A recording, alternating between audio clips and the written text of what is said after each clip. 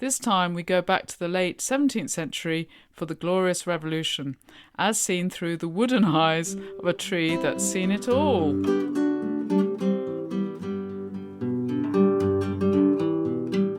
La, la, la, la, la.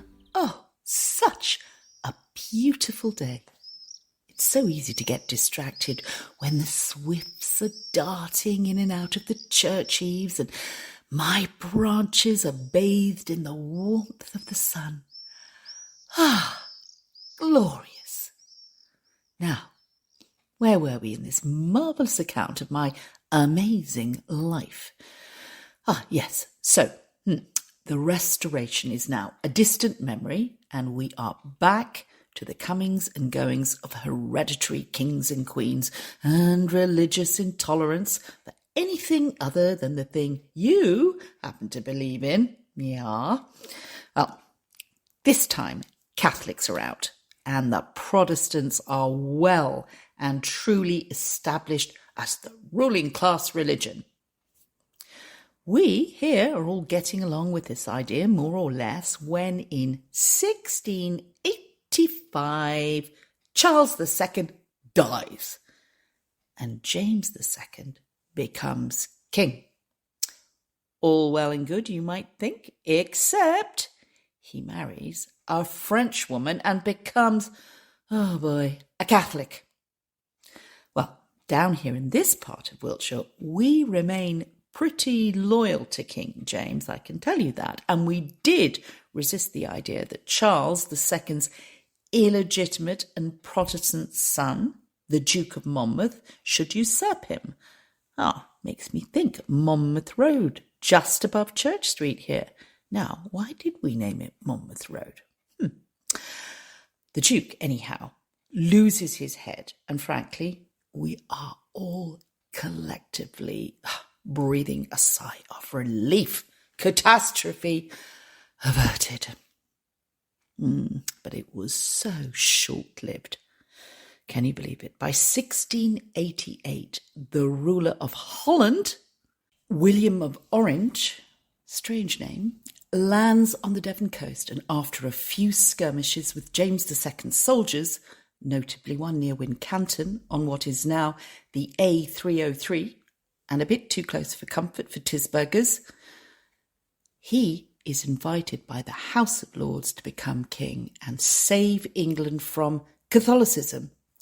Well, James II ups and legs it off to France, leaving his loyal and, in these parts, mostly Catholic subjects to face the fallout. But the village of Tisbury had one whopping card up its sleeve. William of Orange was married to Mary, who was James II's Protestant daughter and, wait for it, the granddaughter of Edward Hyde of Hatch House. So this put a glow over this area that we could all bask in. And it didn't end there. The next queen was her sister Anne. So as far as we were concerned, these were local girls made good. So Anne took the throne in 1702 and held it for 12 years, but very sadly for her, she was to be the last of the Stuart monarchs, as not one of her 17 pregnancies resulted in a child that lived past childhood. Oh, what us poor females had to put up with in those days. Not even a queen was immune from rubbish healthcare. In Tisbury, harmony between the different religious sentiments actually continued during this time. And the incumbent Arundel family were good eggs and well known locally for their benevolence towards their tenants, and their contributions to local infrastructure fostered goodwill among the broad community. Local boy Chris Wren was up in London designing a large new cathedral, and although we were a long way from the big smoke, we couldn't help but feel we had friends in high places. And of course, Tisburgers were shaking up the colonies as well, with the establishment of Tisbury and Chilmark on Martha's Vineyard, off the coast of America. A visitor might have thought us a sleepy backwater, But we were far from that. Tisbury folk were actually helping to shape the world. Not me, of course.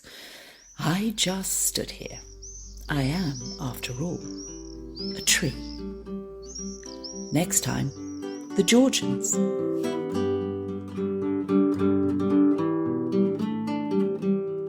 The Yew Tree Chronicles.